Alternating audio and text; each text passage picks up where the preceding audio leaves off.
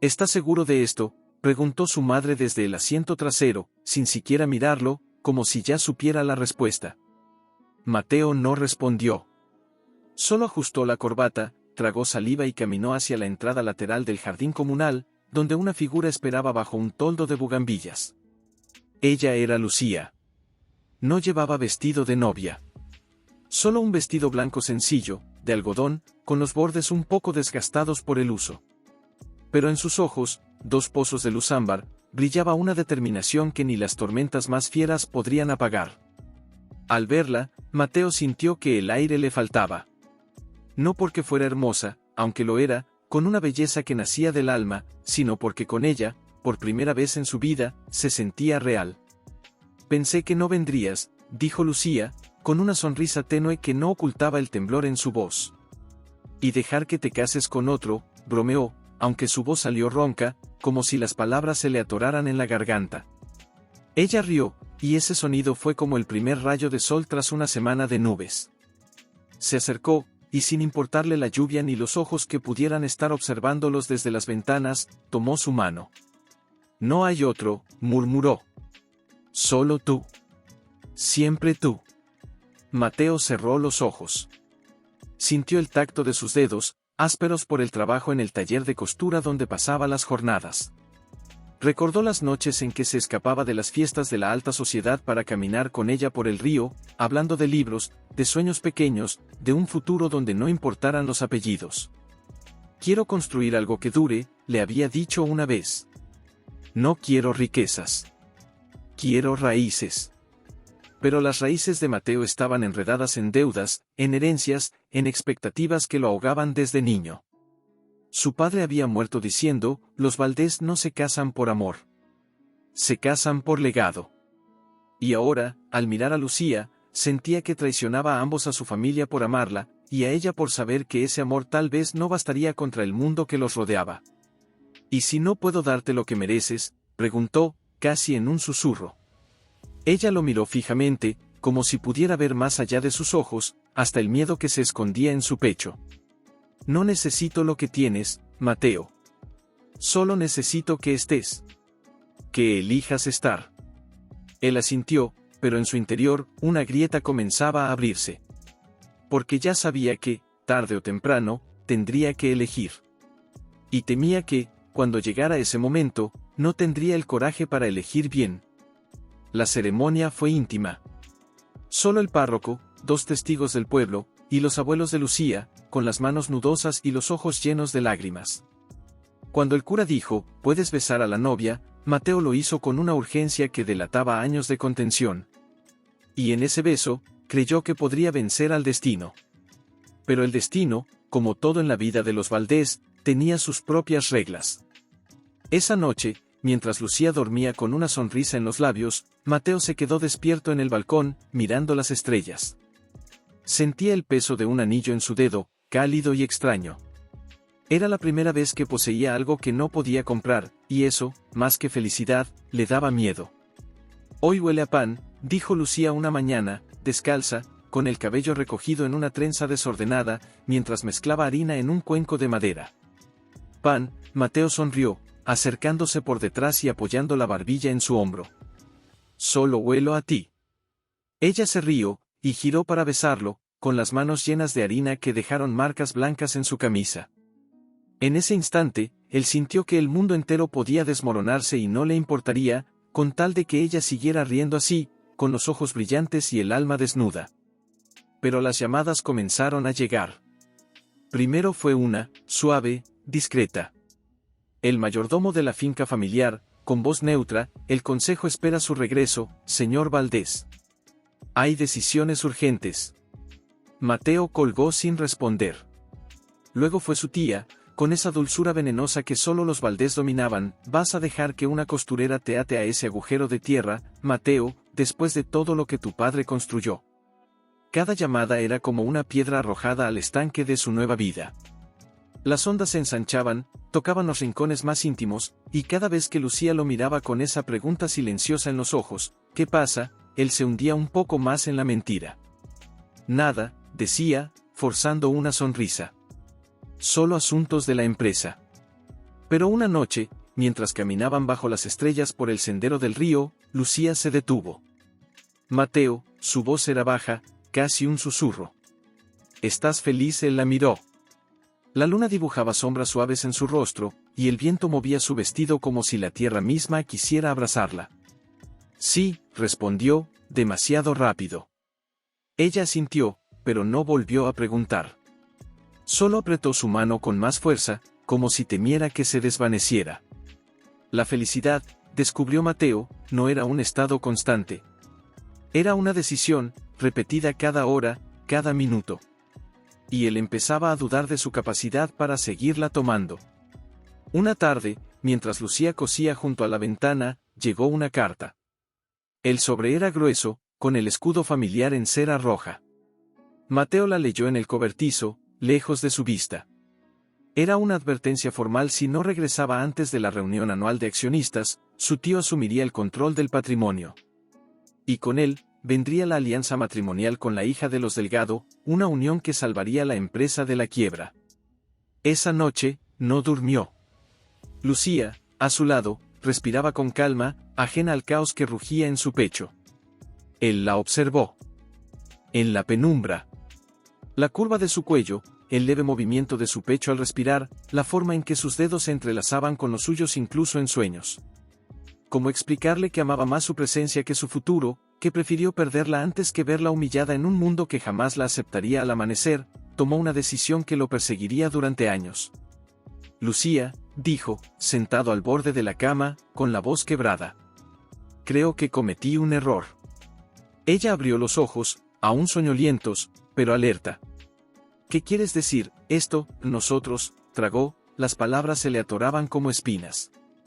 No funciona. No soy quien creí que era. No puedo darte lo que mereces. Nunca podré. Lucía se sentó de golpe, como si la hubieran abofeteado. Estás terminando conmigo, no es por ti, susurró, evitando su mirada. Es por mí. No soy capaz. No soy lo suficientemente fuerte. Ella lo miró largo rato, en silencio. Luego, con una dignidad que lo destrozó más que cualquier grito, se levantó, se puso su vestido más sencillo y recogió sus pocas pertenencias. Si eso es lo que crees, entonces vete, dijo. Pero no me mientas diciendo que es por mi bien. Porque yo sí soy fuerte. Y seguiré siéndolo, con o sin ti. Mateo no la detuvo.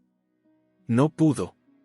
Porque en el fondo, sabía que si lo hacía, la arrastraría a un abismo del que nunca saldrían. La puerta se cerró suavemente tras ella. Y con ese clic, algo dentro de él se apagó para siempre. Durante semanas, el silencio de la casa fue ensordecedor. Los vecinos comentaban que Lucía se había ido sin dejar rastro. Algunos decían que había regresado con su familia en el norte. Otros, que había cruzado la frontera. Pero nadie sabía la verdad.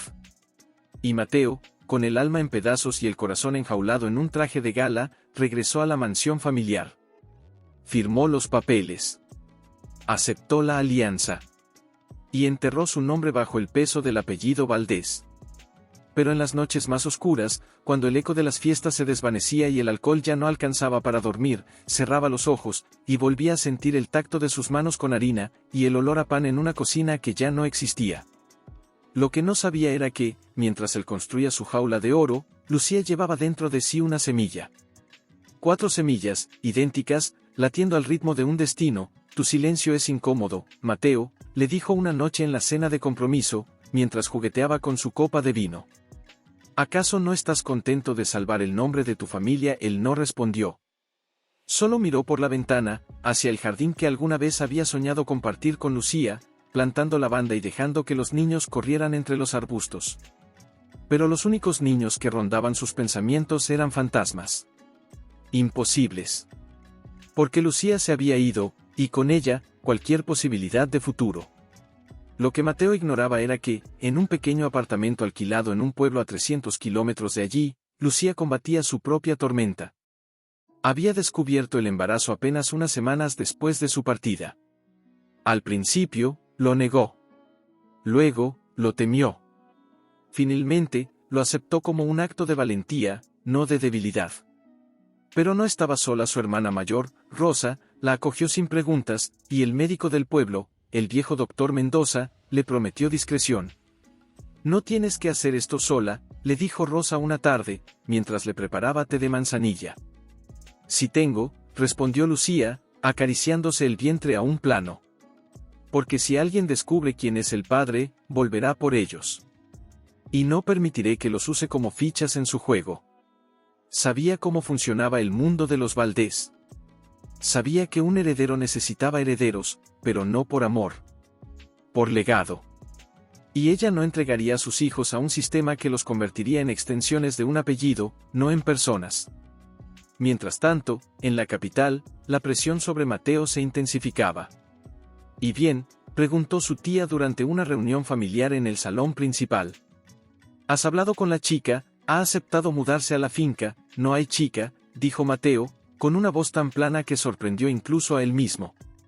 Todos en la habitación se quedaron en silencio. «¿Qué quieres decir con «no hay chica?», intervino su tío, con los ojos entrecerrados. «Quiero decir que no me casaré con Camila Delgado. Ni con nadie más». Se levantó, y por primera vez en años, su postura no era la de un heredero, sino la de un hombre que había perdido todo, y ya no tenía nada que perder. «¿Eres un necio?», gritó su tía, arrojando su servilleta sobre la mesa. «¿Crees que tu padre se habría dejado manipular por sentimientos, que habría arruinado generaciones de trabajo por una costurera?» «No fue una costurera», dijo Mateo, con los puños apretados. «Fue la única persona que me amó sin pedirme que fuera alguien que no soy». Y con esas palabras, salió de la mansión. Pero no fue a buscarla. No todavía. Porque el arrepentimiento, descubrió, no se cura con una disculpa. Se cura con mérito. Y él aún no lo tenía. Durante el siguiente año, vendió sus acciones, renunció al consejo y fundó una pequeña empresa textil independiente, trabajando desde cero, con manos que ya no estaban acostumbradas al esfuerzo. Dormía en una habitación alquilada, comía en puestos callejeros y aprendió lo que era ganarse el pan con el sudor de la frente. Cada día era un acto de penitencia. Cada noche, una oración silenciosa: «Que estés bien. Que seas feliz. Aunque no sea conmigo». Pero el destino, como siempre, tenía otros planes. Una tarde, mientras revisaba telas en un mercado local, un cartel llamó su atención: «Feria Anual de San Lorenzo, bienvenida a todos los hijos del pueblo». Su corazón se detuvo. San Lorenzo. Su San Lorenzo. El lugar donde había perdido el alma. Algo en su interior lo empujó. No era esperanza, era necesidad. 3 años habían pasado. 3 años de silencio, de ausencia, de preguntas sin respuesta. Y ahora, de pie en el andén del tren que lo devolvía a ese pueblo, Mateo sentía el mismo miedo que la primera vez que besó a Lucía, solo que esta vez, el miedo no era a amar. Era a descubrir que ya era demasiado tarde. El tren silbó. Las ruedas chirriaron contra los rieles. Y mientras el paisaje se transformaba de ciudades grises a colinas verdes, Mateo cerró los ojos, y por primera vez en años, permitió que una lágrima resbalara por su mejilla. Caminó sin rumbo fijo, con las manos en los bolsillos y el corazón latiendo contra sus costillas como un pájaro enjaulado.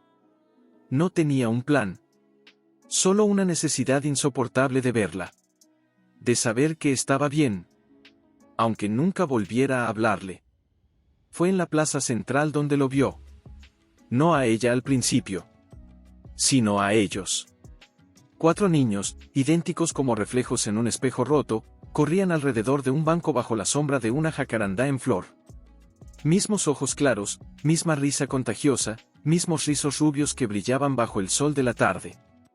Uno tropezó, y al levantarse, se llevó la mano a la mejilla con un gesto que Mateo conocía demasiado bien, el mismo que él hacía cuando era niño. El mismo que su padre le señalaba con orgullo en las fotografías antiguas. El aire se le cortó. Se quedó paralizado, con los pies clavados en el suelo, como si la tierra lo hubiera atrapado. No podía moverse. No podía respirar. Solo mirar. Y entonces, ella apareció. Lucía. Más delgada, más madura, con el cabello más corto y una expresión serena que no ocultaba la fuerza que la sostenía. Llevaba una canasta de mimbre en el brazo y llamó a los niños con una voz suave pero firme: Nicolás, Santiago, Mateo, Andrés. Vengan, es hora de irnos. Mateo. Su nombre. En sus labios. Dado a uno de ellos.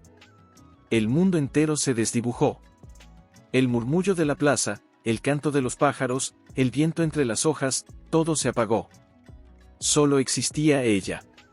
Y esos 4 niños que llevaban su sangre, su rostro, su risa, y el nombre que él había traicionado. Quiso acercarse. Quiso gritar. Quiso arrodillarse y suplicar perdón. Pero sus piernas no obedecían. Solo sus ojos, que no podían apartarse de la escena. Lucía se agachó, acomodó los calcetines de uno, alisó el pelo de otro, y besó la frente del más pequeño con una ternura que dolía mirar. Porque él no había estado allí. No había visto sus primeros pasos. No había escuchado sus primeras palabras. No había estado presente en ninguna de las 1000 noches en que Lucía, sola, debió consolarlos cuando tenían fiebre o miedo a la oscuridad. Señor, una voz los sacó de su trance. Era una anciana del pueblo, la señora Elvira, que lo miraba con curiosidad. Mateo Valdés, ¿eres tú? Él asintió, con la garganta seca. ¿Vienes por ella?, preguntó la mujer, bajando la voz. Lucía es una santa. Crió a esos 4 ángeles sola, sin quejarse. Trabajó de costurera, de limpiadora, hasta de maestra sustituta en la escuela. Nunca pidió ayuda.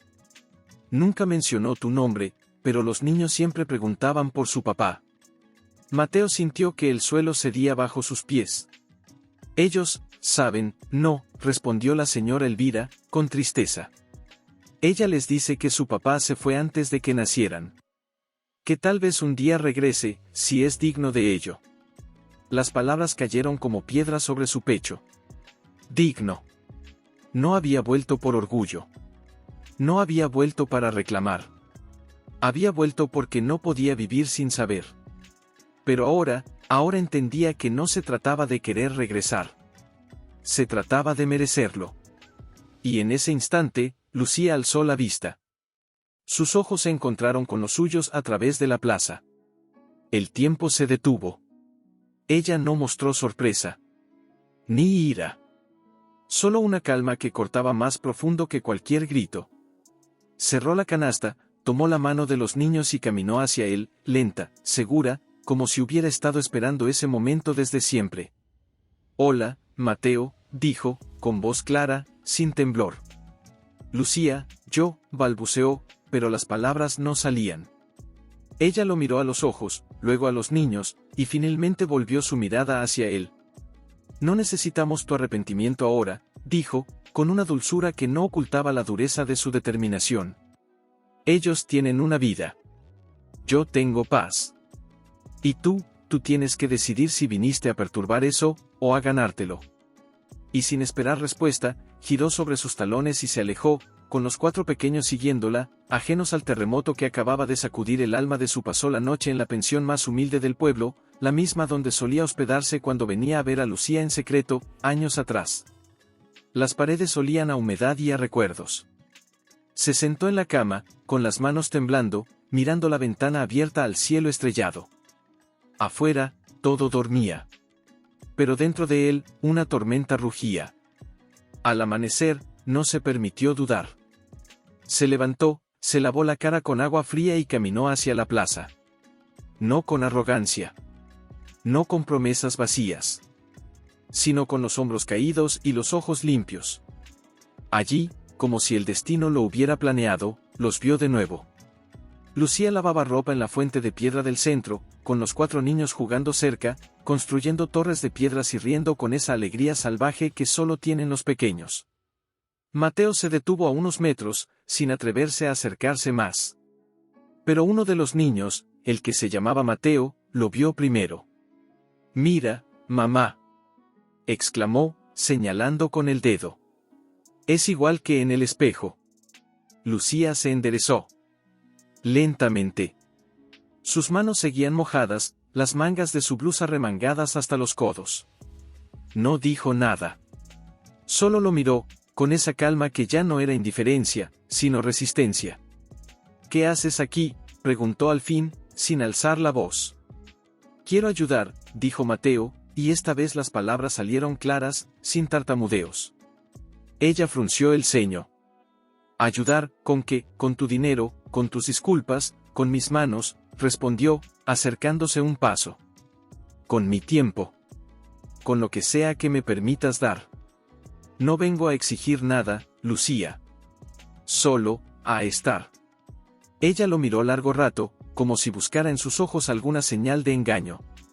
Pero no encontró ninguna. Solo dolor. Solo verdad. Hay leña que cortar en la casa, dijo al fin, volviendo a su colada.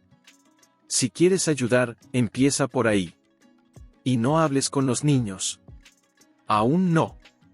Mateo asintió, con un nudo en la garganta. No era perdón. Pero era una oportunidad. Durante días, cumplió. Cortó leña hasta que sus palmas sangraron. Reparó el techo que goteaba. Ayudó a cargar sacos de harina en la bodega del pueblo. Nunca habló de más. Nunca se acercó a los niños sin permiso. Y cada noche, regresaba a su habitación agotado, pero con una sensación extraña en el pecho. No era felicidad. Era esperanza. Una tarde, mientras clavaba una tabla suelta en la cerca del jardín trasero, el pequeño Mateo se acercó, curioso. ¿Por qué haces eso?, preguntó, con los ojos grandes y brillantes. Porque alguien tiene que hacerlo, respondió Mateo, sin mirarlo directamente, respetando el límite que Lucía le había impuesto. Mi mamá dice que las cosas buenas no se rompen si las cuidas, dijo el niño, sentándose en la hierba. ¿Tú cuidas cosas? Mateo dejó el martillo. Se arrodilló frente a él, pero sin tocarlo. Antes no. Pero ahora quiero aprender. El niño lo estudió en silencio. Luego, con una sonrisa inocente que le partió el alma, dijo, entonces, ¿vas a cuidar de nosotros? Mateo contuvo la respiración. Miró hacia la ventana de la cocina. Lucía los observaba desde allí, con una taza de té entre las manos y los ojos llenos de algo que no pudo nombrar. Si me dejan, susurró. Esa noche, mientras cenaban, Lucía les dijo a los niños, ese hombre está ayudando a arreglar la casa. Es un amigo del pueblo. ¿Pero por qué se llama como yo?, preguntó el pequeño Mateo, mordiendo un trozo de pan. Ella miró hacia la puerta entreabierta, donde una sombra se recortaba contra la luz del exterior. Porque, a veces, los nombres regresan, dijo. Aunque las personas tardan más. Y en la oscuridad del umbral, Mateo escuchó esas palabras. Y por primera vez en 3 años, sintió que tal vez, solo tal vez, aún no era demasiado tarde. Pero el miedo seguía allí. El miedo de que, incluso si se ganaba su perdón, nunca podría recuperar los años perdidos. Los primeros pasos. Las primeras palabras. Las noches de fiebre. Los abrazos que debió dar. Y mientras los niños reían en la habitación contigua, Lucía apagó la luz, y se permitió, por un instante, imaginar una vida donde no estuviera sola. Donde el hombre del umbral no fuera un fantasma del pasado, sino un padre de verdad. Cada mañana, los niños lo buscaban. No como a un padre, no aún, pero sí como a alguien en quien confiaban. Le pedían que les enseñara a amarrar los cordones, a construir barcos de papel, a silbar con una hoja de eucalipto. Y él, con paciencia infinita, lo hacía. No por redención, sino porque, en cada risa, en cada «mira lo que hice», sentía que algo dentro de él volvía a latir. Pero Lucía seguía distante. No fría. No cruel. Solo, cuidadosa. Como si su corazón fuera un jarrón agrietado que temía romper del todo si lo tocaba con demasiada fuerza. Una noche, mientras ambos doblaban ropa en el porche bajo la luz tenue de una lámpara de aceite, Mateo rompió el silencio. ¿Por qué no me lo dijiste?, preguntó, sin mirarla. Sobre los niños. Ella se detuvo. Sus manos se posaron sobre una camiseta pequeña, la de Andrés, la más gastada. ¿Para qué?, respondió, con voz baja. para que los usaras como excusa para regresar, para que los vieras como una forma de limpiar tu culpa, no. Dijo, alzando la voz más de lo que quería. Luego bajó la mirada, avergonzado. Solo, merecías que lo supiera. Merecías que estuviera. Estuve sola en el parto, dijo Lucía, y sus palabras cayeron como gotas de lluvia en un lago quieto. 4 veces, en menos de una hora. 4 gritos.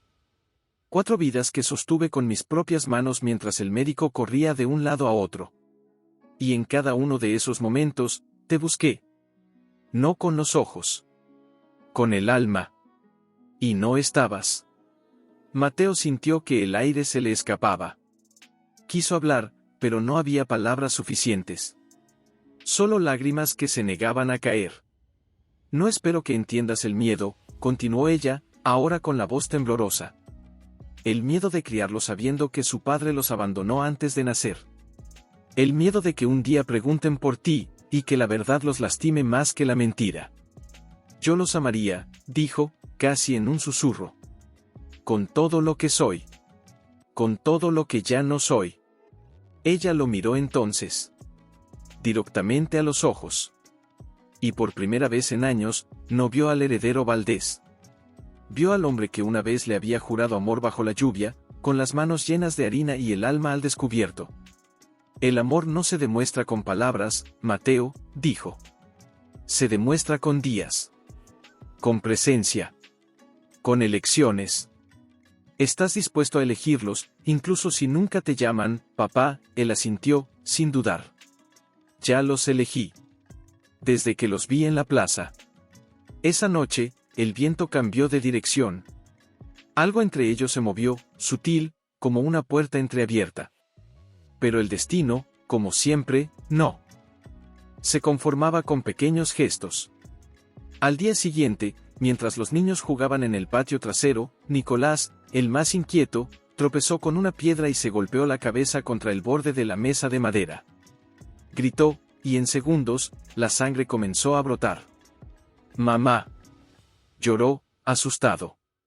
Lucía corrió, pero Mateo fue más rápido. La tomó en brazos, presionando una tela limpia contra la herida, y sin decir una palabra, salió corriendo hacia la clínica del pueblo. «Espera», gritó Lucía tras él, pero ya iba a medio camino, con el niño aferrado a su pecho, murmurando, «Tranquilo, pequeño, ya casi llegamos». En la clínica, el doctor Mendoza los atendió de inmediato. Mientras limpiaban la herida, Lucía observaba a Mateo. No como a un extraño. No como a un traidor. Sino como a un hombre que, en el momento del caos, no pensó en sí mismo, sino en su hijo. Cuando todo terminó y Nicolás dormía con una venda blanca alrededor de la cabeza, Mateo se sentó en el banco del pasillo, con las manos aún manchadas de sangre seca. Lucía se acercó y se sentó a su lado. No hablaron. Solo respiraron, al mismo ritmo, como si el miedo los hubiera unido de nuevo. «Gracias», dijo ella al fin. «No tienes que agradecerme». «Sí», insistió. «Porque pudiste irte. Como antes. Pero te quedaste». Él miró sus manos, luego a la puerta cerrada tras la que dormía su hijo. «Nunca más me iré», dijo, y esta vez no era una promesa. Era una verdad. Y en ese silencio, entre el olor antiséptico y el latido de dos corazones que aún no sabían si podían confiar el uno en el otro, nació algo nuevo. No perdón. No aún. Pero Lucía ya no los corregía. Una tarde, mientras preparaba sopa en la cocina, escuchó al pequeño Andrés decir, con voz seria, «Si papá se fue antes de que naciéramos, porque volvió Mateo», que estaba arreglando una silla en el rincón, se quedó inmóvil. Lucía apagó el fuego y se acercó lentamente. «Porque a veces», dijo, mirando a Mateo por encima del hombro, «las personas se equivocan, y luego se dan cuenta de que el mayor error no fue irse, sino no haberse quedado cuando aún podían». Mateo bajó la cabeza. No por vergüenza. Por gratitud. Pero la paz frágil que habían construido estaba a punto de enfrentar su primera gran prueba. Una carta llegó al correo del pueblo. El sobre llevaba el membrete de Valdés Textiles. Mateo la reconoció al instante. Era la letra de su tía. Mateo, el consejo se ha reunido. Tu ausencia ha generado inestabilidad. Si no regresas antes del próximo viernes para firmar los nuevos acuerdos, tu participación en la empresa será oficialmente cancelada. Considera esto tu última oportunidad.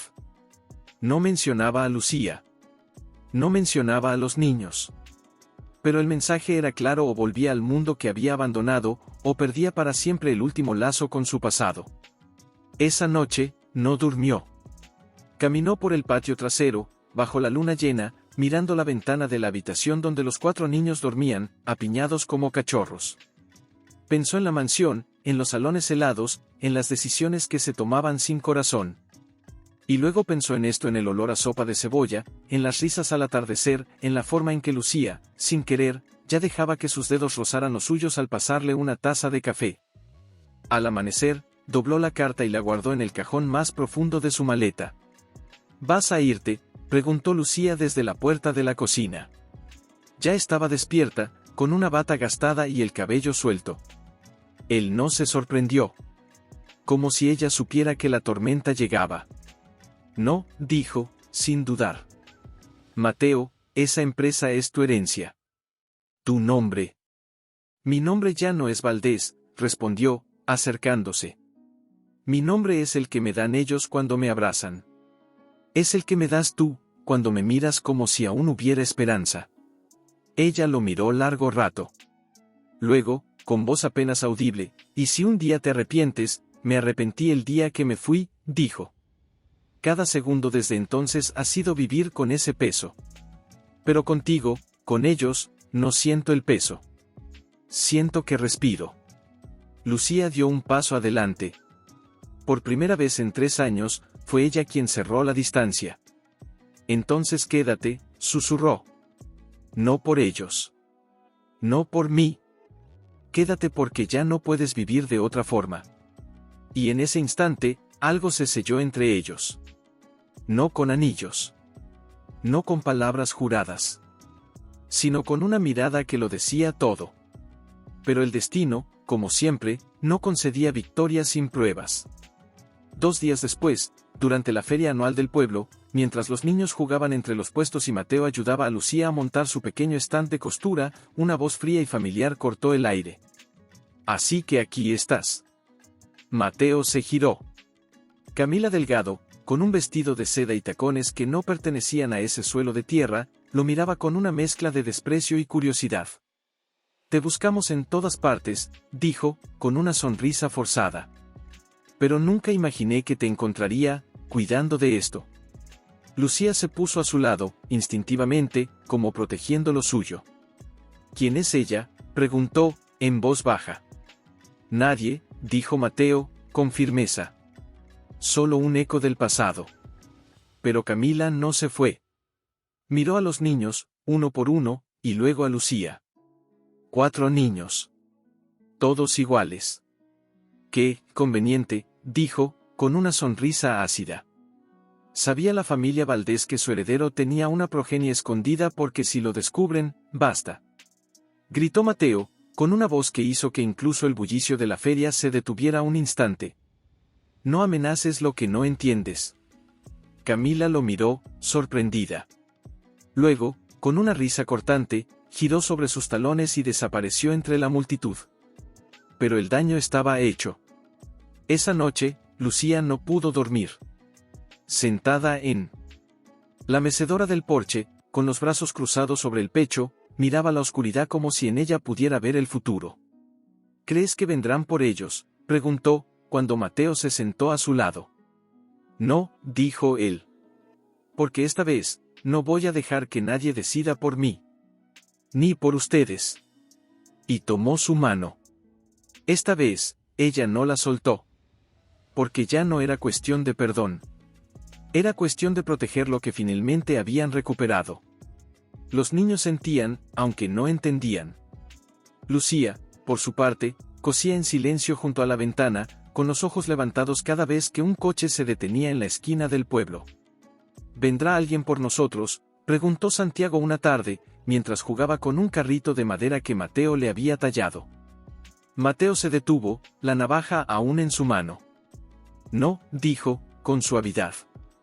Nadie va a separarnos. Pero esa señora dijo que teníamos un apellido importante, insistió el niño, frunciendo el ceño. Eso es malo. Lucía dejó su labor y se acercó.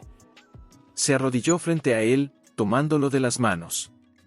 Los apellidos no hacen a las personas, mi amor. Lo que hacemos, lo que sentimos, cómo cuidamos de los demás, eso es lo que importa. Entonces, ¿somos importantes?, preguntó Andrés, acercándose con curiosidad. Más que cualquier nombre en un papel, respondió Mateo, con la voz ronca. Porque ustedes son amados. De verdad. Todos los días. Esa noche, mientras los niños dormían, Mateo salió al jardín. Necesitaba aire. Necesitaba pensar. Pero sobre todo, necesitaba asegurarse de que lo que había construido no se desmoronara por una sombra del pasado. Fue entonces cuando vio las luces. 2 faros, brillando al final del camino de tierra que llevaba a la casa. Un coche negro, lujoso, fuera de lugar entre las camionetas oxidadas y las bicicletas del vecindario. Su corazón se detuvo. Lucía, llamó, en voz baja pero urgente. Ella apareció en la puerta, con una bata sobre su camisón, los ojos alerta. Ellos, no lo sé, dijo. Pero no entres. Quédate con los niños. No, respondió ella, firme. Lo enfrentamos juntos. Ya no soy la misma mujer que dejaste atrás. Antes de que pudiera detenerla, bajó los escalones y se quedó a su lado, con la espalda recta y la mandíbula apretada. El coche se detuvo. La puerta se abrió. No era su tía. No era Camila. Era el mayordomo de la mansión Valdés, el mismo que lo había llamado 3 años atrás. Se acercó con paso medido, con un maletín en la mano. Señor Mateo, dijo, con una inclinación de cabeza. Su tía me envía. Hay documentos que requieren su firma. Asuntos de herencia. Y, hay rumores en la ciudad. Rumores sobre usted. Y estos, niños. Lucía dio un paso al frente. No son estos niños. Son su familia. Y si vienes a amenazarlos, te irás con las manos vacías. El mayordomo la miró con frialdad, pero no respondió con desprecio. Solo con resignación. No vine a amenazar, señora. Vine a advertir. El consejo ha decidido investigar. Si hay herederos biológicos, tienen derecho legal a una parte del patrimonio. Pero también, a una educación, a un nombre, a un futuro que este pueblo no puede darles. Mateo sintió que el suelo se movía bajo sus pies. No era una amenaza. Era una trampa disfrazada de oportunidad. ¿Y si digo que no quiero nada de eso para ellos?, preguntó. Entonces, dijo el mayordomo, con voz calmada, la familia podría argumentar que usted los está privando de su legítimo derecho. Y eso, podría llevar a un juicio. A una custodia compartida. Incluso, a una evaluación de su capacidad como madre. Lucía palideció. Mateo sintió la furia arder en su pecho, pero se contuvo. Sabía que cualquier reacción violenta sería usada en su contra. Vete, dijo, con voz baja pero firme. Dile a mi tía que si quiere ver a sus bisnietos, puede venir aquí. Como una abuela. No como una ejecutiva. Pero si intenta usar la ley para arrebatármelos, lo perderá todo. Incluyendo a su último Valdés. El mayordomo lo miró largo rato. Luego, con un leve asentimiento, regresó al coche y se fue. El silencio que siguió fue más pesado que cualquier palabra. Lucía temblaba. No de miedo. De rabia. ¿Es esto lo que me esperaba?, preguntó, con lágrimas en los ojos. Que mis hijos sean tratados como activos, no, dijo Mateo, tomándola de los hombros. Por eso me quedo. Por eso renuncio a todo. Porque ellos no son activos. Son mi alma. Ella lo miró, y en sus ojos ya no había duda. Solo determinación. Entonces hagamos algo que ellos no entienden, dijo. Hagamos una familia. De verdad. No por ley. Por amor. Y esa noche, mientras los niños dormían ajenos a la tormenta que casi los alcanza, Mateo y Lucía se sentaron en la mesa de la cocina, con papel y lápiz, diseñando un plan, una pequeña cooperativa textil, con los diseños de Lucía y la experiencia de Mateo. Nada de legados. Nada de apellidos. Solo trabajo honesto. Y una promesa silenciosa: nadie los separaría. Los niños corrían entre las mesas de trabajo, aprendiendo a hilar hilos, a distinguir el lino del algodón, a respetar el sudor que cada prenda llevaba. Y en medio de ese caos hermoso, algo florecía: no solo un negocio, sino una comunidad. Una familia más grande. Pero la paz, como siempre, era frágil. Una mañana, mientras Mateo revisaba las cuentas en la mesa de la cocina, llegó Rosa, la hermana de Lucía, con el rostro pálido. «Hay gente preguntando por ustedes en el pueblo», dijo, sin preámbulos. 2 hombres. Trajes oscuros. Preguntaron por los cuatrillizos Valdés. Mateo sintió que el hielo le subía por la espalda. «¿Qué dijiste?» «Nada», respondió Rosa. Solo que no sabía de qué hablaban. «Pero Mateo, la gente empieza a hablar. Y no todos están de su lado». Lucía, que cosía en silencio junto a la ventana, no levantó la vista. Pero sus dedos se detuvieron. «No podemos escondernos para siempre», dijo al fin, con voz suave pero firme. «No se trata de esconderse», replicó Mateo. «Se trata de protegerlos. Si el Consejo logra demostrar que los niños son herederos, podrían exigir pruebas de ADN, custodia parcial, incluso, acceso a su educación, su salud, su vida entera. Entonces no les demos motivos», dijo Lucía, mirándolo por primera vez. «Hablemos con ellos. Frente a frente. Antes de que lo hagan ellos». «Estás loca», interrumpió Rosa. «Son los Valdés. No negocian. Compran, presionan, destruyen». «No todos», dijo Mateo, y en su voz había una certeza que sorprendió incluso a él. «Mi tía sí. Pero hay otros. Mi primo Adrián, el hijo menor del tío, él siempre fue distinto. Justo. Si hay alguien que pueda entender, y si no», preguntó Lucía. «Entonces», dijo, tomando su mano, «lo sacamos del país. Empezamos de nuevo.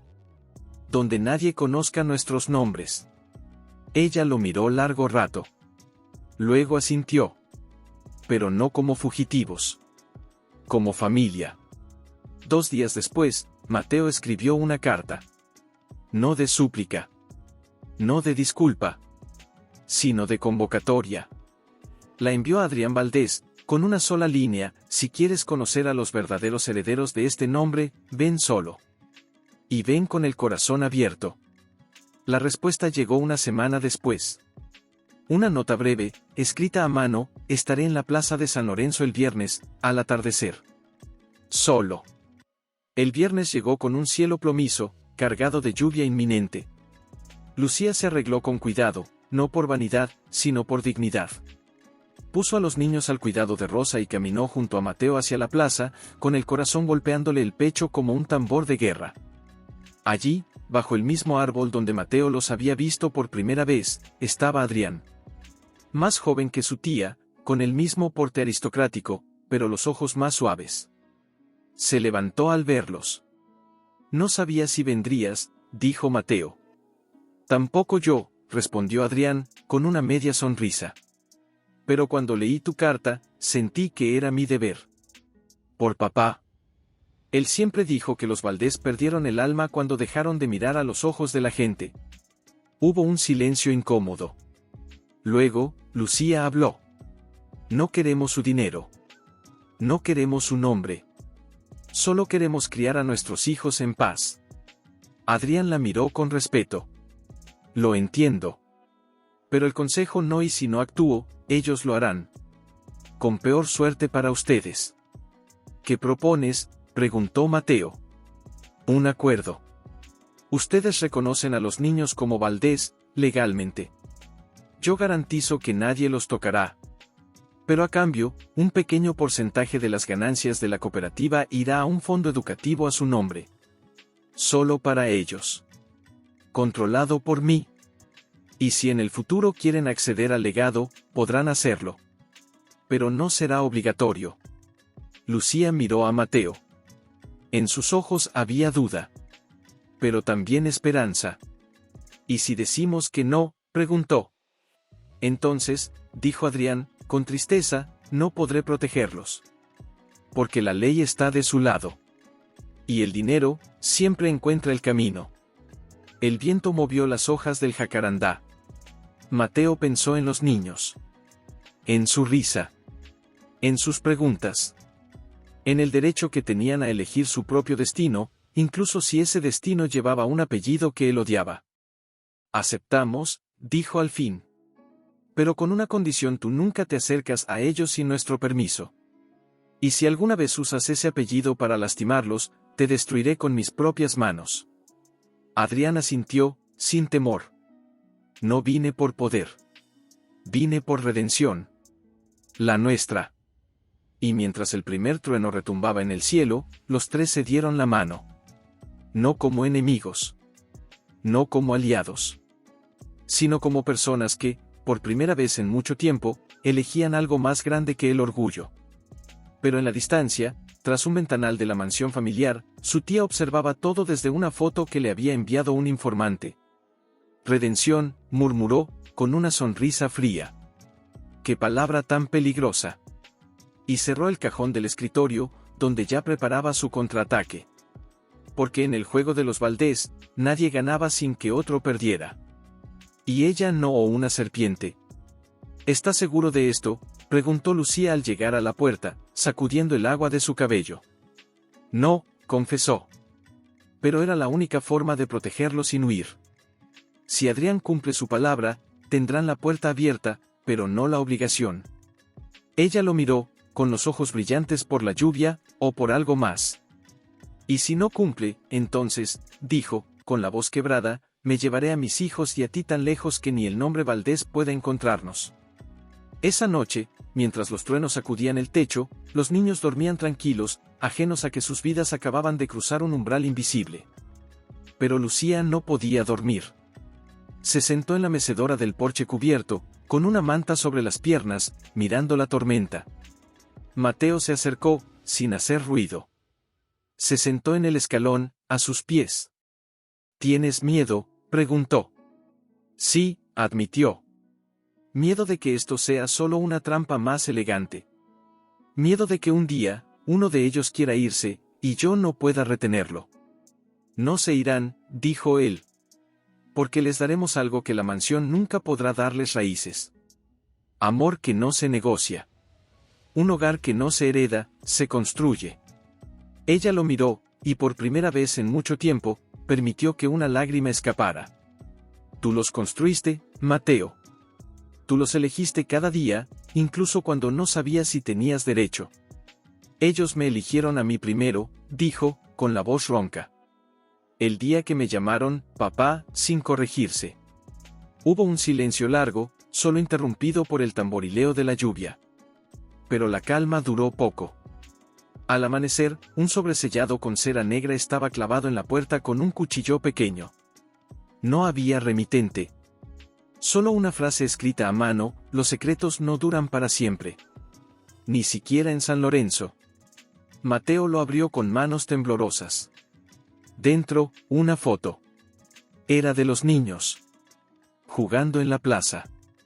Y al dorso, una anotación: ADN confirmado. 4 herederos directos. El legado no puede quedar en manos ajenas. Lucía palideció. ¿Quién la envió? Alguien que no quiere que el acuerdo se haga, dijo Mateo. Alguien que prefiere la guerra a la paz. Esa misma tarde, Adrián llegó sin avisar, con el rostro tenso. Mi tía lo sabe, dijo, sin saludar. Encontró los documentos que preparé para el registro civil. Dice que los niños deben ser trasladados a la capital para evaluación genética y social. Eso es secuestro. Exclamó Lucía, con los ojos llenos de furia. Legalmente, no, respondió Adrián, con los puños apretados. Como pariente directo, puede solicitar una tutela temporal si demuestra que su entorno no es adecuado. Y con esa foto, y con testigos dispuestos a mentir, lo logrará. Mateo sintió que el mundo se le venía encima. ¿Qué hacemos? Hay una sola forma, dijo Adrián, mirándolo fijamente. Debemos adelantarnos. Registremos a los niños hoy mismo. Con sus nombres completos: Nicolás Valdés, Santiago Valdés, Mateo Valdés, Andrés Valdés. Y que el acta diga claramente: padre reconocido Mateo Valdés. Madre Lucía Mendoza. Residencia legal San Lorenzo. Si lo hacemos antes de que ella actúe, el juez no tendrá base para intervenir. Lucía se llevó las manos al rostro. Darles ese apellido, solo en el papel, dijo Mateo, tomando su mano. El alma sigue siendo la misma. Y nosotros seguiremos siendo su hogar. Ella lo miró largo rato. Luego asintió. Hazlo. Esa tarde, en la oficina del registro civil del pueblo, bajo la luz mortecina de un viejo fluorescente, Mateo y Lucía firmaron los papeles. El juez, un hombre mayor que los conocía desde niños, los miró con ojos húmedos. No es el nombre lo que los protege, dijo. Es el amor. Pero a veces, hasta el amor necesita un papel para sobrevivir. Cuando salieron, el sol se asomaba entre las nubes. Los niños los esperaban afuera, sentados en los escalones, comiendo pan con miel. ¿Terminaron?, preguntó el pequeño Mateo. Sí, dijo Lucía, acariciando su cabeza. Ahora oficialmente, son nuestros. Somos Valdés. Gritó Santiago, emocionado. Lucía y Mateo se miraron. No con orgullo.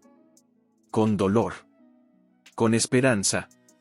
Pero mientras caminaban de regreso, una sombra los observaba desde un coche estacionado al final de la calle. Y en la capital, su tía encendía un teléfono. Prepárenlo todo, dijo. La audiencia será la próxima semana. Y esta vez, no. Lucía leyó el papel con las manos temblorosas, sentada en la mesa de la cocina, mientras los niños jugaban en el patio, ajenos al abismo que se abría bajo sus pies. No pueden hacer esto, murmuró. No tienen derecho. Legalmente, sí lo tienen, dijo Mateo, de pie junto a la ventana, con los brazos cruzados como si intentara contener algo dentro de sí. Ella es pariente directa. Y si convence al juez de que este entorno es inestable, podría pedir custodia compartida.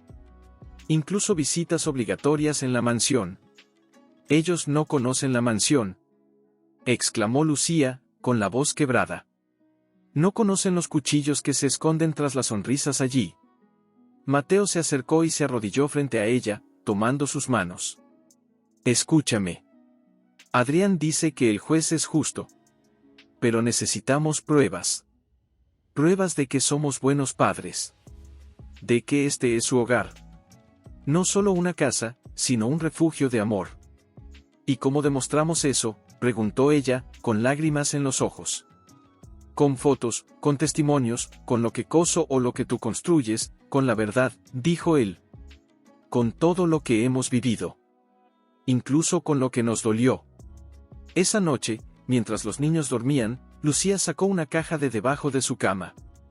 Dentro estaban las cartas que nunca envió, los dibujos que los niños hicieron de papá antes de conocerlo, las primeras zapatillas tejidas a mano, las recetas del doctor Mendoza cuando Santiago tuvo neumonía, las facturas de la cooperativa, incluso el trozo de tela con el primer diseño que vendieron. Esto es nuestra vida, dijo, mostrándoselo. No es glamorosa. Pero es real. Mateo la abrazó con fuerza. Y eso es lo que llevaremos al juzgado. No riqueza. Raíces. Los días siguientes fueron una carrera contra el tiempo. Adrián los visitó con un abogado de confianza, un hombre de pueblo, con bigote canoso y ojos que habían visto demasiadas batallas familiares. No se trata de quien tiene más dinero, les dijo. Se trata de quien demuestra que los niños están mejor con ustedes. Que los aman no por lo que heredan, sino por quienes son. Pero el miedo no se iba. Una tarde, mientras ayudaba a los niños a hacer tareas, el pequeño Andrés levantó la vista y preguntó, ¿vamos a ir a un palacio? Mateo se detuvo. ¿Por qué lo dices? Porque la señora del mercado dijo que ahora somos príncipes Valdés y que viviremos en una mansión con piscina. Lucía se acercó, se arrodilló y tomó su rostro entre sus manos. Escúchame bien, mi amor. No somos príncipes. Somos personas. Y nuestro hogar no es un palacio. Es este lugar. Donde hay abrazos, donde hay sopa caliente, donde hay papá y mamá, juntos. El niño asintió, pero en sus ojos quedó una duda. Esa misma noche, Mateo caminó hasta el río, solo. Se sentó en la misma piedra donde solía hablar con Lucía años atrás. El agua corría tranquila, como si el mundo no estuviera a punto de romperse. «¿Vendrás a buscarme si me pierdo?», le había preguntado ella una vez. Siempre, había respondido. Y ahora, sus hijos corrían el riesgo de perderse en un mundo que él mismo había abandonado, y que ahora amenazaba con devorarlos. Regresó a casa antes del amanecer. Lucía lo esperaba despierta, con una taza de té humeante. «No voy a dejar que los separen de ti», dijo, sin mirarlo.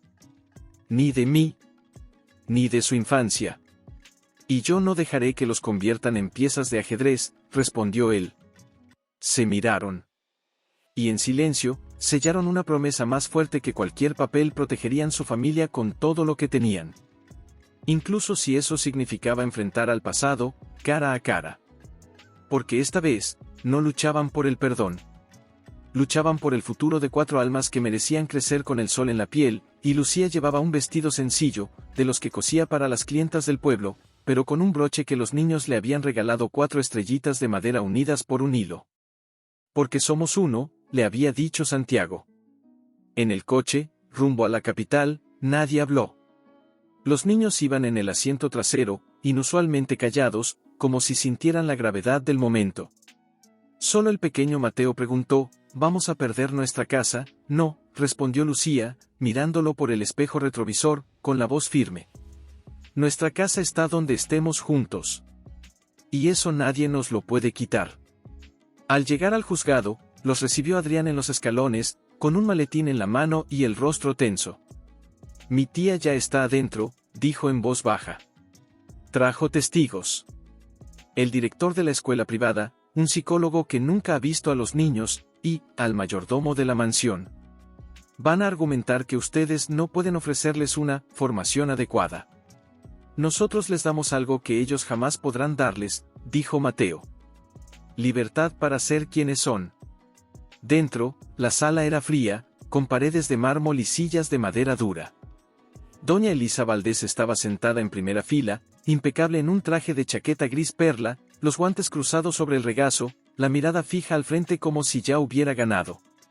Cuando Lucía y Mateo entraron con los niños, ella no se movió. Solo sus ojos, fríos como el acero, los escudriñaron uno por uno.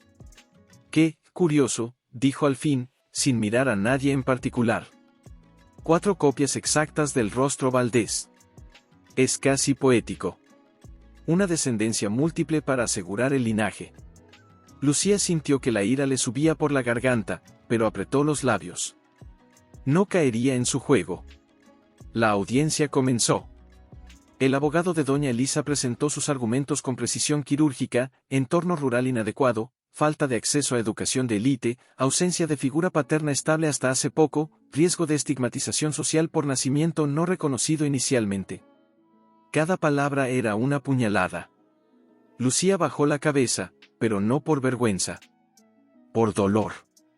Cuando llegó su turno, el abogado de Mateo llamó al estrado a la señora Elvira, la anciana del pueblo. «¿Conoce usted a estos niños?», preguntó. «Como si fueran mis nietos», respondió ella, con voz temblorosa pero clara. «Los he visto nacer, crecer, caerse y levantarse. Su madre los crió con pan y cariño. Y ese hombre», señaló a Mateo, «que un día se fue, volvió no por el apellido, sino por el alma. Y eso, señor juez, no se aprende en ninguna escuela privada». Luego llamaron al doctor Mendoza. «¿Ha atendido usted a los menores desde el primer día?», dijo. «Nunca faltaron a una cita. Nunca les faltó cuidado. Y lo más importante, nunca les faltó amor. Incluso cuando estaban solos, no estaban solos. Pero el momento decisivo llegó cuando el juez, un hombre de cejas pobladas y mirada cansada, se dirigió a Mateo. Señor Valdés, ¿por qué, después de abandonar a su esposa, decide ahora reclamar a sus hijos? Mateo tragó saliva. Miró a Lucía. Luego a los niños, que lo observaban con ojos grandes y confiados. Porque me equivoqué, dijo, con la voz ronca. Porque creí que el amor era débil frente al deber. Pero el deber sin amor es una cárcel. Y no quería que mis hijos crecieran en una. Quiero que sepan que valen no por el apellido que llevan, sino por el corazón que tienen. Y que, aunque llegué tarde, estoy dispuesto a pasar el resto de mi vida demostrándoles que el hogar no es un lugar. Es una promesa. Y yo, ya no rompo promesas. En la sala hubo un silencio tan profundo que se oía el tic-tac del reloj de pared. Doña Elisa, por primera vez, desvió la mirada. Pero no estaba derrotada. Cuando el juez anunció un receso para deliberar, ella se levantó, se acercó a Mateo y, en un susurro apenas audible, dijo, esto no ha terminado. El apellido Valdés no se cría en un cobertizo. Tarde o temprano, ellos lo entenderán. Y con eso, salió del juzgado, dejando tras de sí un rastro de perfume caro y amenaza silenciosa. Lucía tomó la mano de Mateo. Y ahora, dijo él, mirando a sus hijos, que jugaban con un lápiz en el banco, esperamos. Pero sea lo que sea, no los perderemos. Porque ya no somos 2. Somos 6.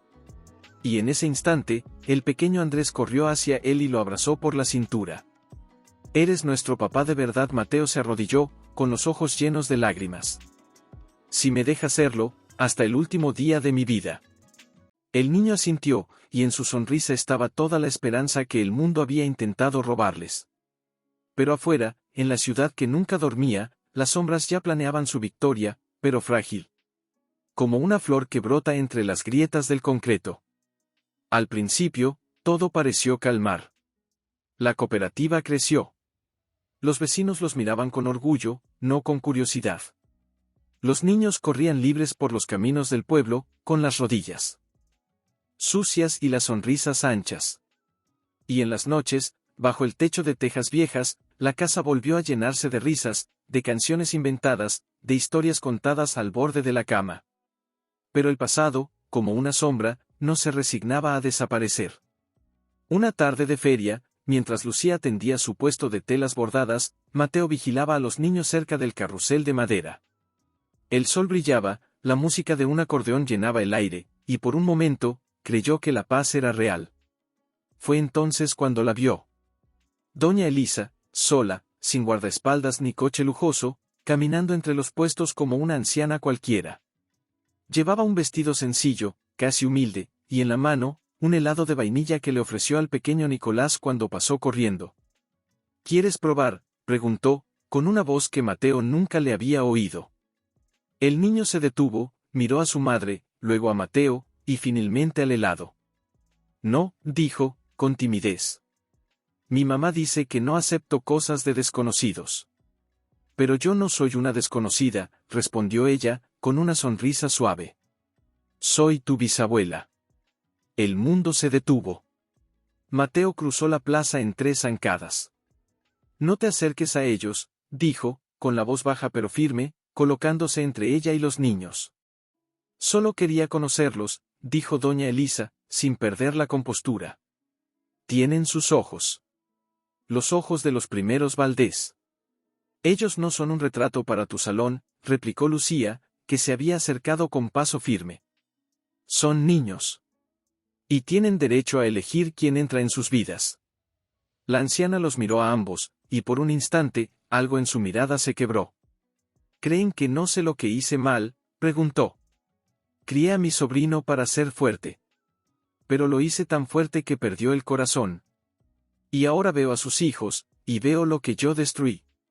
Las disculpas no borran los daños, dijo Mateo. No, admitió. Pero a veces evitan que se repitan. Y antes de que pudieran responder, se alejó, dejando el helado derretirse sobre el suelo de tierra. Pero el malentendido ya había comenzado. Alguien del pueblo, al ver la escena, malinterpretó.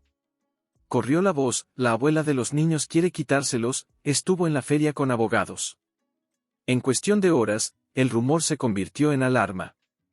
Al caer la noche, un grupo de vecinos se reunió frente a la casa. «No los dejaremos solos», gritó uno. «Si vienen por ellos, tendrán que pasar por nosotros». Lucía salió al porche, con una manta sobre los hombros. «Por favor», dijo, alzando la voz. No fue así.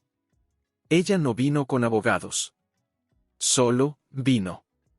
«Es una trampa», dijo otra mujer. «Los ricos siempre regresan cuando quieren algo». Mateo bajó los escalones, con los niños detrás de él, asustados. «Basta», gritó, con una autoridad que sorprendió hasta a él. «No necesitamos que nos defiendan con odio. Necesitamos que nos apoyen con verdad». El silencio cayó como una losa. Fue el viejo cura del pueblo quien habló. «Entonces, ¿qué hacemos? Vigilamos», dijo Mateo. «Pero con respeto. Porque si actuamos con miedo, nos convertimos en lo que tememos». Esa noche, no hubo barricadas. Solo velas encendidas en las ventanas de las casas vecinas. Una cadena silenciosa de protección, tejida no con armas, sino con miradas cómplices y puertas abiertas. Dentro de la casa, Lucía abrazó a los niños uno por uno. «¿Ella volverá?», preguntó Santiago. «No lo sé», respondió. «Pero si lo hace, será porque quiere conocernos.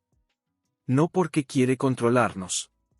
Mateo se sentó en el suelo de la sala, con el pequeño Andrés dormido en su regazo. «¿Crees que cambió?», preguntó Lucía, sentándose a su lado. «No sé si cambió», dijo él. «Pero hoy, por primera vez, no vi a una enemiga. Vi a una mujer cansada.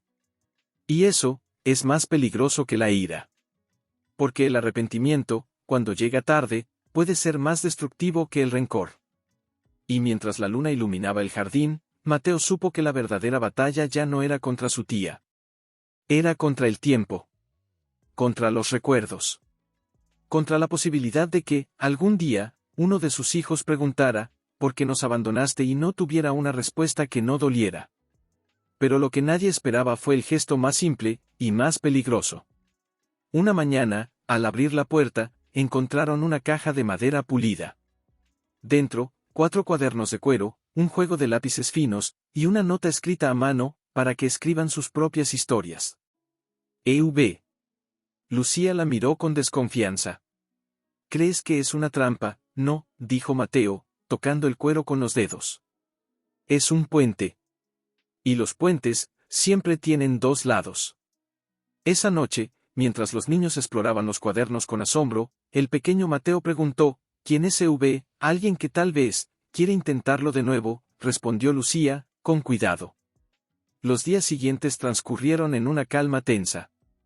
Hasta que, una tarde, mientras Mateo ayudaba a reparar el techo de la escuela rural, un coche se detuvo frente a la casa. No era el de su tía. Era un vehículo modesto, con las ventanas abiertas. Y del asiento del copiloto bajó Adrián. «Vine solo», dijo, alzando las manos como señal de paz. «Necesito hablar con ustedes. Es urgente». Se sentaron en la cocina, con el café humeando entre ellos. «Mi tía está enferma», dijo Adrián, sin preámbulos. «Grave. Los médicos dicen que no le queda mucho tiempo». Lucía bajó la vista. «No por compasión.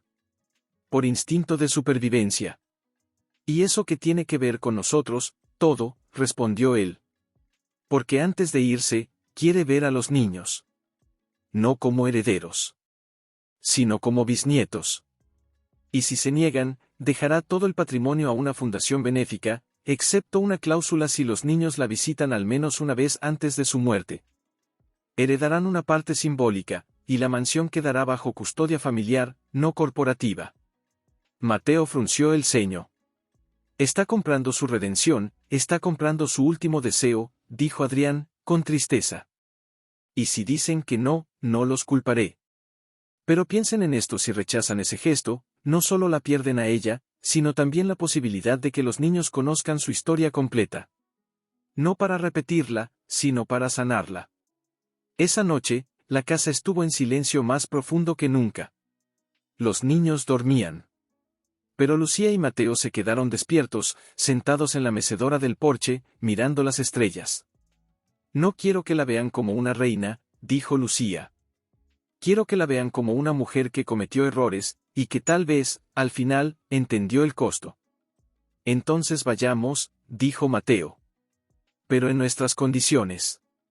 Sin cámaras. Sin testigos. Solo nosotros. Y si en cualquier momento uno de ellos se siente incómodo, nos vamos. Ella sintió, con los ojos llenos de lágrimas. Pero no por el dinero. Nunca por el dinero. No, dijo él, tomando su mano. Por el cierre. Porque algunos capítulos no terminan con un adiós, sino con un «te entendí». Al día siguiente, llamaron a los niños a la mesa. Vamos a visitar a alguien, dijo Lucía, con suavidad. Es la bisabuela de ustedes. Está enferma. No la conocen, pero ella quiere conocerlos. ¿Es mala?, preguntó Santiago, con los ojos grandes. Era, corrigió Mateo. Pero a veces, las personas cambian. Y merecen una oportunidad, aunque sea la última. Los niños se miraron entre sí. Luego, el pequeño Andrés dijo, si tú y mamá van con nosotros, entonces está bien. Y así, con el corazón en la garganta y las manos entrelazadas, la familia entera subió al coche rumbo a la capital. No como prisioneros del pasado. Doña Elisa los esperaba en la terraza, sentada en una silla de ruedas, envuelta en una manta de lana a pesar del calor. Ya no llevaba perlas ni traje de chaqueta. Solo un vestido sencillo, el cabello blanco suelto sobre los hombros, y una mirada que, por primera vez, no era de acero, sino de vidrio frágil, transparente, a punto de romperse. Al ver a los niños, sus manos temblaron. Acérquense, dijo, con una voz que apenas era un hilo. Los cuatro se detuvieron a unos pasos, inseguros. Fue el pequeño Mateo quien dio el primer paso. Eres nuestra bisabuela, ella sintió, con los ojos llenos de lágrimas. Sí, mi niño. Y lo siento tanto. Lucía contuvo el aliento. Mateo apretó su mano. Doña Elisa alargó una mano temblorosa hacia el niño, y él, tras una mirada a su madre, la tomó con suavidad. Tus ojos son los de mi hermano, dijo la anciana, con la voz quebrada. El primero en amar sin pedir nada a cambio. Yo solo supe exigir. ¿Por qué no viniste antes?, preguntó Santiago, con inocencia. Porque creía que el amor era debilidad, respondió. Y me equivoqué. La verdadera debilidad es vivir sin él. Hubo un silencio largo. Solo el viento movía las hojas secas en el suelo. Quiero que sepan algo, dijo doña Elisa, mirando a cada uno. Este lugar nunca fue un hogar. Fue una prisión dorada. Y si ustedes algún día quieren usarlo, que sea para convertirlo en algo distinto. En un refugio. En una escuela. En lo que su corazón diga. Pero no lo dejen morir. Lucía se acercó, con el corazón golpeándole el pecho. No vinimos por la herencia, dijo. Vinimos porque nuestros hijos merecen saber de dónde vienen, para elegir a dónde ir. La anciana asintió, con una sonrisa triste. Entonces, hice bien al esperar. Esa tarde, los niños jugaron en los jardines que antes estaban prohibidos. Corrieron entre los setos, treparon los árboles viejos, y hasta se atrevieron a sentarse en los escalones de mármol de la entrada principal. Doña Elisa los observó desde la terraza, con Adrián a su lado. Gracias, le dijo a Mateo en voz baja. Por darme esto, antes de irme. No es un regalo, respondió él. Es una responsabilidad. Y no la aceptamos por ti. La aceptamos por ellos. Al atardecer, mientras el sol teñía las ventanas de dorado, los niños se despidieron con abrazos torpes, gestos tímidos, pero reales. ¿Volveremos?, preguntó Andrés, al subir al coche. Solo si ustedes quieren, dijo Lucía. Yo quiero, dijo Nicolás. Para que ella sepa que no está sola. Mateo miró por el espejo retrovisor.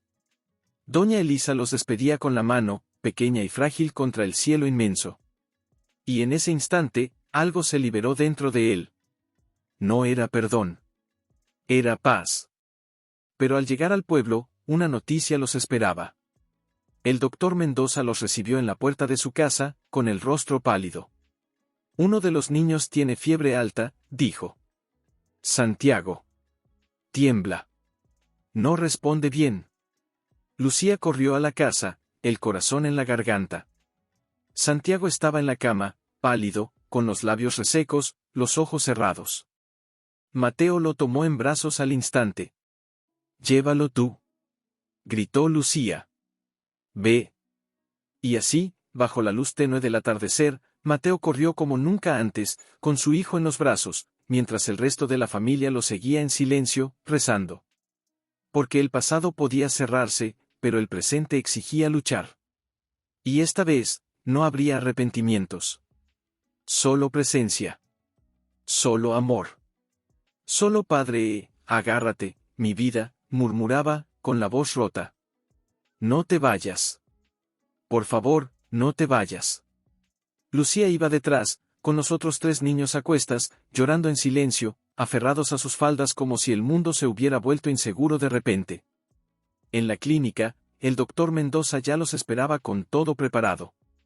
Sin preguntas, sin reproches. Solo manos firmes y ojos que habían visto demasiado. Fiebre tifoidea, dijo al cabo de unos minutos, tras examinarlo. Raro, pero posible. Ha estado en contacto con agua contaminada. Necesita antibióticos intravenosos, y descanso absoluto. Si no responde en las próximas horas. No terminó la frase. No hacía falta. Mateo se sentó junto a la camilla, con la mano de Santiago apretada entre las suyas. No soltó ni por un segundo. Ni cuando Lucía le trajo una manta. Ni cuando los otros niños, exhaustos, se durmieron en el suelo, abrazados entre ellos. «Estoy aquí», le susurraba una y otra vez. «Papá está aquí». Y en medio de esa vigilia angustiosa, algo cambió. No en la enfermedad. En él. Porque ya no era el heredero que eligió el deber sobre el amor. Ya no era el hombre arrepentido que volvió buscando redención. Era un padre. Y eso no se negociaba. No se heredaba. Se vivía. Se sufría. Se amaba hasta el último aliento. Al amanecer, la fiebre bajó. Santiago abrió los ojos, lentamente, y al ver a Mateo, sonrió con debilidad. «Te quedarás, hasta que vuelvas a correr», respondió Mateo, con lágrimas en los ojos. «Hasta que vuelvas a reír. Hasta que me digas que ya no me necesitas, y aunque así sea, seguiré aquí». Lucía se acercó, se arrodilló junto a la cama y tomó la otra mano de su hijo. «Nunca más estaremos separados», dijo, mirando a Mateo. «Ni por miedo. Ni por orgullo. Ni por el pasado». Él asintió. Y en esa mirada, sellaron algo más fuerte que cualquier promesa, una alianza. No de conveniencia. De alma. Cuando regresaron a casa, el pueblo entero los esperaba. No con palabras, sino con gestos: pan recién horneado en la puerta, leña cortada en el cobertizo, flores silvestres sobre la mesa. La comunidad, que una vez dudó, ahora los abrazaba sin condiciones. Esa noche, mientras los niños dormían, Santiago aún pálido, pero estable, Mateo y Lucía se sentaron en el porche, agotados, pero en paz. «Tuve miedo», confesó ella. «No de perderlo a él, sino de perderte a ti en el proceso». «Nunca me iré», dijo él. «Porque descubrí que no soy nada sin ustedes. No soy Valdés. No soy heredero. Soy el hombre que los mira dormir y agradece cada segundo». Ella apoyó la cabeza en su hombro. «Entonces, esto es el final», «no», dijo, con una sonrisa suave. «Es el comienzo. Porque ahora sí, somos una familia de verdad». Y en el silencio de la noche, entre el canto de los grillos y el latido de 2 corazones que por fin latían al mismo ritmo, supieron que habían cruzado el umbral. No hacia la riqueza. No hacia el nombre. Pero algo había cambiado en Lucía. No era desconfianza. Era duda. La clase de duda que nace cuando el dolor ha sido tan profundo que incluso la luz da miedo. Una tarde, mientras colgaba ropa en el patio, Mateo la observó desde la ventana de la cocina. Estaba en silencio, con la mirada perdida en el horizonte, como si buscara una señal que no llegaba. Se acercó, sin hacer ruido. ¿En qué piensas? Ella no respondió de inmediato. Solo colgó una camiseta más, la de Andrés, la que tenía un pequeño remiendo en el codo. Pienso que, no perdono lo que hiciste, dijo al fin, con voz baja pero clara. No puedo. Porque ese dolor aún vive en mí. En las noches que lloré sola. En los días que dudé si valía la pena seguir. Mateo sintió que el aire se le escapaba, pero no interrumpió. Pero, continuó ella, girándose para mirarlo a los ojos, veo quién eres ahora. Y eso me da miedo, y esperanza. Él tragó saliva, con el corazón a punto de estallar. ¿Miedo de qué? De confiar de nuevo, dijo, con una lágrima resbalando por su mejilla. Porque si vuelves a irte, no sobreviviré. Y ellos tampoco. No me iré, dijo, tomando sus manos. No porque me lo pidas. Porque no podría. Porque cada día que paso con ustedes, me recuerdo quién soy. Y no quiero volver a perderme. Ella lo miró largo rato, como si escudriñara su alma en busca de grietas. Entonces quédate, susurró. No como el hombre que regresó arrepentido. Quédate como el hombre que eligió quedarse. Él asintió, y en ese momento, sin palabras, sin gestos exagerados, sellaron algo más fuerte que el perdón, una alianza del presente. Porque el pasado ya no los gobernaba. Solo los habitaba. Y habían aprendido a vivir con sus sombras, sin dejar que las sombras los devoraran. Esa noche, mientras los niños dormían, Lucía sacó una caja vieja del armario. Dentro estaba su vestido de boda, el de algodón sencillo, desgastado por el tiempo. Quiero volver a usarlo, dijo. ¿Por qué? Porque la primera vez, me casé con un sueño. Ahora, quiero casarme con la realidad. Contigo. Como somos. Con heridas, con cicatrices, con hijos que nos salvaron antes de nacer. Mateo la miró, con los ojos brillantes. ¿Estás segura, más segura que nunca?, dijo. Porque esta vez, no me casaré con un nombre. Me casaré con un corazón. Y el tuyo, ya no late solo por ti. Al día siguiente, sin avisar a nadie, fueron a la iglesia del pueblo. Solo ellos y el viejo cura, que los miró con una sonrisa que lo decía todo. No necesitan anillos, dijo. Ya llevan uno en cada mirada. Y frente al altar, bajo la luz suave de las velas, se juraron no eternidad, sino presencia. Prometo estar, dijo Mateo. En las tormentas, en las calmas, en los días que no tengas fuerzas para creer en mí, yo creeré por los dos.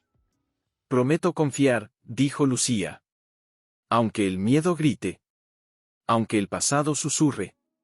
Porque te he visto elegirnos cada día, y eso es más fuerte que cualquier promesa. Cuando salieron, los niños los esperaban en la plaza, jugando bajo la jacarandá en flor. Al verlos, corrieron hacia ellos, riendo. ¿Se casaron de nuevo?, preguntó Nicolás. No, dijo Mateo, abrazándolos a los cuatro. Esta vez, nos casamos por primera vez. De verdad. Y mientras el sol se ponía, tiñendo el cielo de dorado y violeta, la familia caminó de una mañana, mientras caminaba con Lucía por el sendero del río, el mismo donde una vez le preguntó si era feliz, se detuvo bajo la sombra de un olivo viejo. He vendido mis últimas acciones, dijo, sin preámbulos. Ella lo miró, sorprendida. Todas, asintió. Lo último que me ataba a Valdés Textiles. Ya no soy accionista. Ya no soy heredero. Solo soy Mateo. Y el dinero, lo doné, dijo. A la cooperativa. Para que crezca. Para que más familias como la nuestra tengan raíces, no cadenas. Lucía se acercó, tomó su rostro entre sus manos y lo miró fijamente. No lo hiciste por redención, dijo. lo hiciste por libertad. Por los niños, corrigió él. Quiero que crezcan sabiendo que el valor de un hombre no está en lo que posee, sino en lo que construye con sus propias manos. Esa tarde, regresaron al pueblo. Pero antes de llegar a casa, Mateo se detuvo frente a la oficina de correos. Sacó un sobre que llevaba días guardado en su chaqueta. Dentro, una carta dirigida a Adrián Valdés. Gracias por ser el puente. Pero mi camino ya no pasa por la mansión. Cuido mi legado no con firmas, sino con presencia. Si algún día mis hijos quieren conocerla, irán con sus propios pies, no con mi sombra. Que la historia de los Valdés siga sin mí. Yo ya escribo la mía. Al día siguiente, llegó la respuesta. Breve, elegante, definitiva, entendido. Pero la puerta quedará abierta. No por el apellido, sino por la sangre. Y por el perdón que nunca pediste, pero mereciste. Mateo dobló la carta y la guardó en el cajón de la mesa de la cocina. No como recuerdo. Como cierre. Esa noche, mientras los niños dormían, Lucía lo encontró en el jardín, sentado en la vieja mecedora que había reparado con sus propias manos. ¿Estás seguro?, preguntó, sentándose a su lado. Renunciar a todo, no es fácil. Renunciar a ustedes habría sido imposible, dijo, tomando su mano. Y lo hice una vez. Nunca más. Ella apoyó la cabeza en su hombro, y ambos miraron las estrellas, en silencio. ¿Y ahora?, preguntó ella al cabo de un rato. Ahora, dijo él, con una sonrisa suave, construimos. Un día a la vez. Una risa a la vez. Un abrazo a la vez. Y en ese instante, algo se selló para siempre. No eran príncipes ni plebeyos. No eran herederos ni desposeídos. Eran simplemente ellos. Con sus heridas, sus sueños rotos, sus segundas oportunidades. Y eso era más que suficiente. Porque el verdadero legado no se firma en un papel. Era viernes. Día de salida de la escuela. Mateo, como cada semana, esperaba bajo el árbol de la plaza con una bolsa de manzanas y una sonrisa lista para los 4 pequeños que, sin falta, salían corriendo al verlo. Pero ese día, algo cambió. No fue un grito. No fue un anuncio. Fue un susurro, casi tímido, que nació del más pequeño, Andrés, apenas 6 años, con las mejillas sonrojadas y los ojos brillantes como estrellas recién nacidas. «¡Papá!», gritó, y corrió hacia él, los brazos abiertos. Los 3 hermanos se detuvieron un instante, como si el aire se hubiera vuelto denso. Se miraron entre sí. Luego, al unísono, como si una cuerda invisible los hubiera atado al mismo latido, también corrieron. «¡Papá! ¡Papá! ¡Papá!». Mateo se arrodilló, y los abrazó a los 4 al mismo tiempo, con una fuerza que venía de años de ausencia, de arrepentimiento, de amor acumulado sin poder darlo. Las manzanas cayeron al suelo, pero no importaba. Nada importaba. Lucía, que los observaba desde la entrada de la escuela, sintió que las lágrimas le corrían sin permiso. No eran lágrimas de tristeza. Ni siquiera de alegría. Eran lágrimas de paz.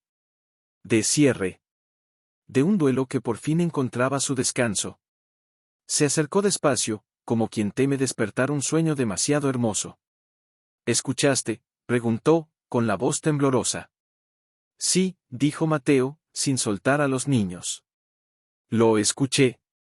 Y lo guardaré en mi pecho hasta el último día de mi vida». Esa noche, mientras cenaban bajo la luz cálida de la lámpara de aceite, el pequeño Mateo levantó la vista y preguntó: «¿Ahora somos una familia de verdad?». «Siempre lo fuimos», respondió Lucía, mirando a Mateo. «Solo que antes, estábamos aprendiendo a vernos». «Y ahora», dijo Santiago, con una sonrisa pícara, «papá no se va ni aunque llueva fuego». Todos rieron. Incluso Mateo, cuya risa sonaba distinta, más libre. Más completa. Más tarde, cuando los niños ya dormían y la casa respiraba en silencio, Lucía y Mateo salieron al porche. El cielo estaba lleno de estrellas, como si el universo quisiera celebrar también. «¿Crees que esto es el final?», preguntó ella, envuelta en su chal. «No», dijo él, tomando su mano. Es el comienzo de todo lo que soñamos, sin saber que era posible. Ella apoyó la cabeza en su hombro, y ambos miraron hacia el horizonte, donde las colinas se fundían con el cielo. No había mansiones. No había herencias. No había títulos. Solo un hombre, una mujer y 4 almas que los habían salvado sin pedir nada a cambio. Y en ese silencio, bajo el manto del cielo, Lucía sonrió. No con los labios. Con el alma. Porque el dolor había pasado. El perdón había